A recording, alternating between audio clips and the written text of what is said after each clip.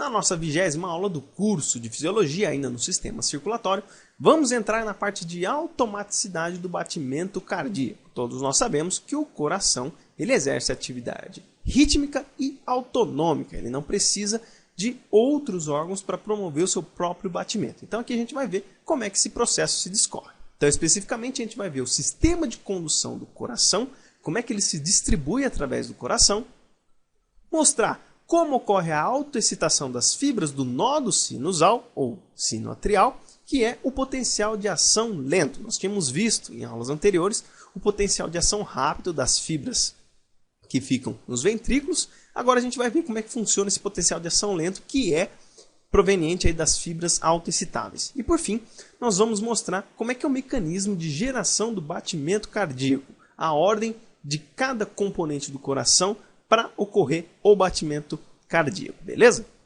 Então vamos começar aqui falando o seguinte: o sistema de condução autonômico do coração é composto por uma rede de fibras que permite a condução do potencial de ação ordenado para diferentes áreas do coração.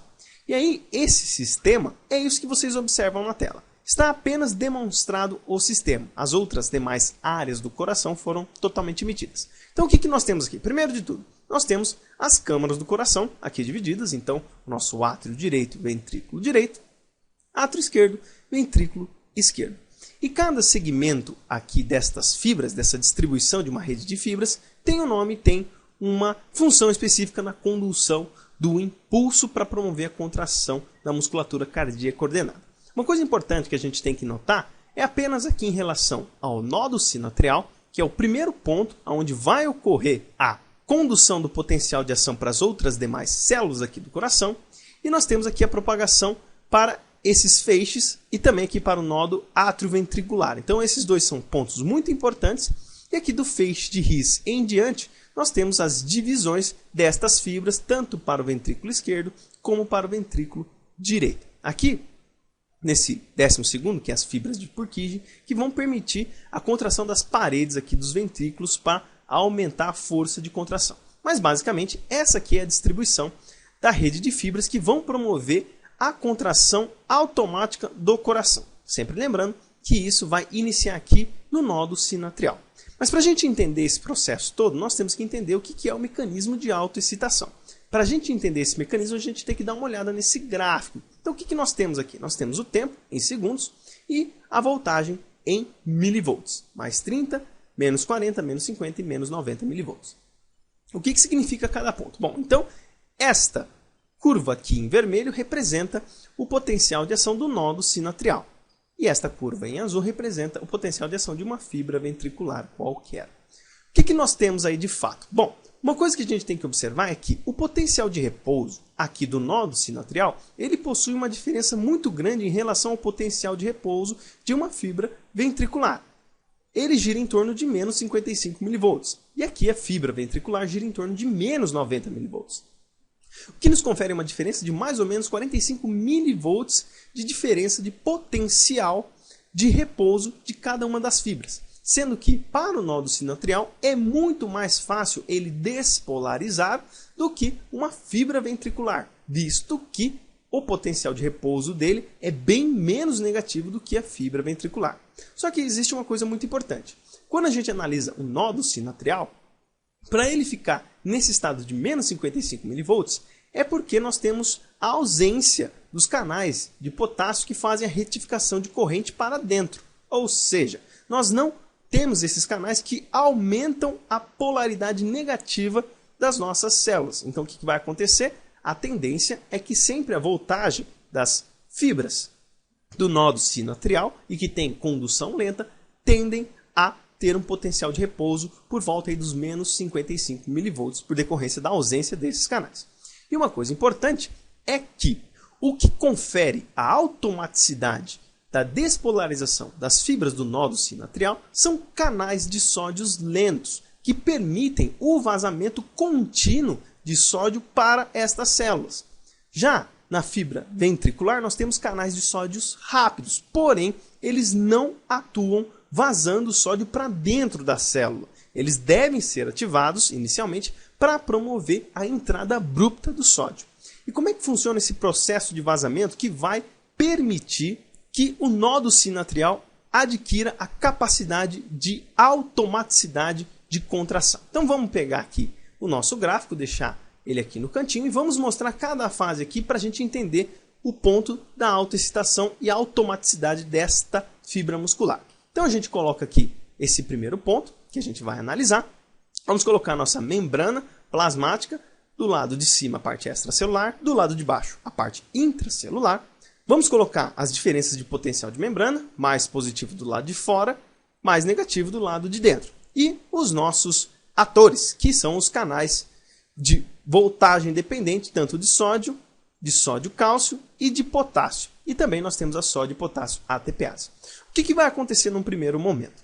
Esses canais de sódio, voltagem dependente, lentos, que estão presentes nessas fibras do nodo sinatrial, eles estão sempre ativados quando a voltagem está em torno de menos 50 mV. E os canais de potássio, eles estão inativados, ou seja, está impedindo que o potássio saia da célula na condição de menos 55 mV. Então eles estão ativados e vão permitir a entrada do sódio para a célula. Conforme o sódio vai entrando, nós vamos tendo, obviamente, um aumento da diferença de voltagem, vai ficando cada vez menos negativo. Quando a voltagem ela passa de menos 40 mV, o que vai acontecer? Nós também iremos ativar um outro canal chamado canal sódio-cálcico, que vai permitir a entrada do sódio e do cálcio. E aí a célula vai despolarizar, fazendo então com que o exterior fique mais negativo em relação ao interior. O que vai acontecer? O fato da célula atingir um potencial de membrana positivo interno vai promover a inibição desses dois canais de voltagem dependente. Eles são mediados por alteração de potencial de membrana. Quando o interior fica mais positivo, ambos são inibidos. Isso permite a ativação do canal de potássio voltagem dependente, fazendo uma corrente de retificação para fora. E, obviamente, o equilíbrio de potássio e sódio é sempre mantido pela sódio e potássio ATPase com gasto de energia.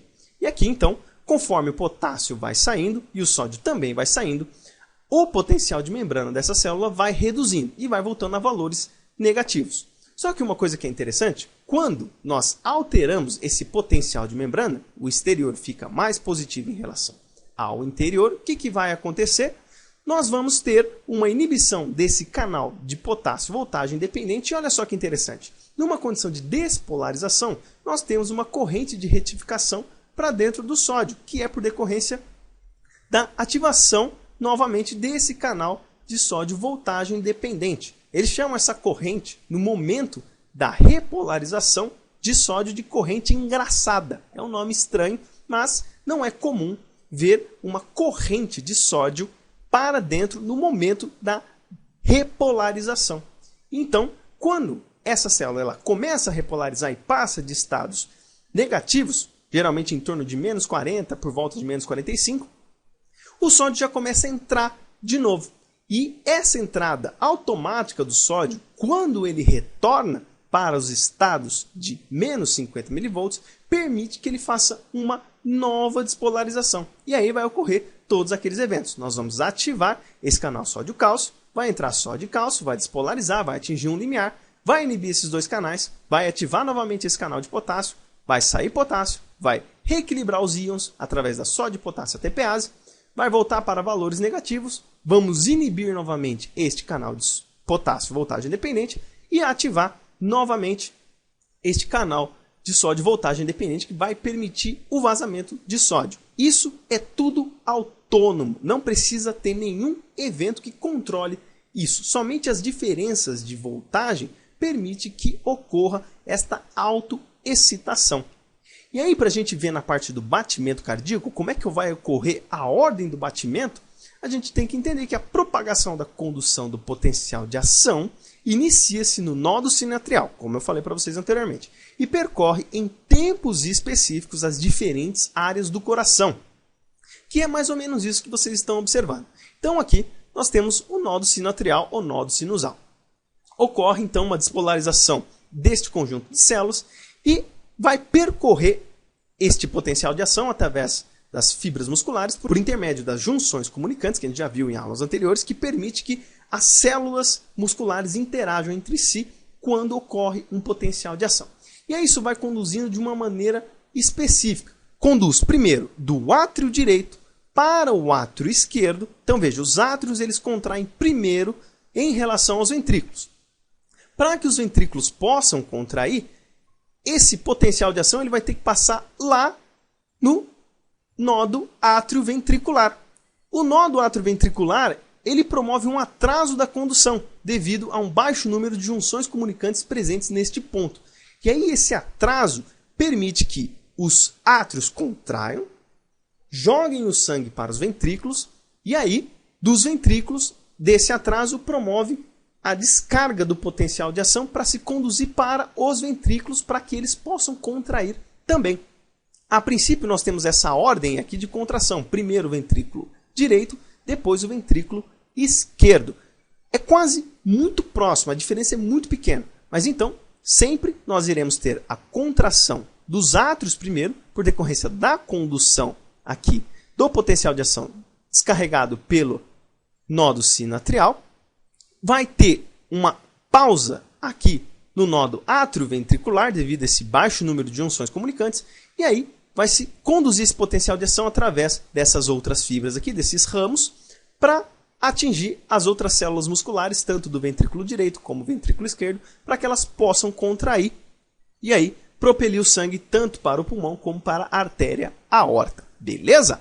Bom, tem uma referência interessante que eu gostaria de deixar para vocês, está aqui no descritivo do vídeo, de um vídeo que mostra de que maneira vai ocorrer a condução do impulso nervoso através do sistema de condução do coração. Um vídeo muito interessante do próprio Guyton. Vale a pena vocês darem uma olhada porque é muito bacana. Beleza?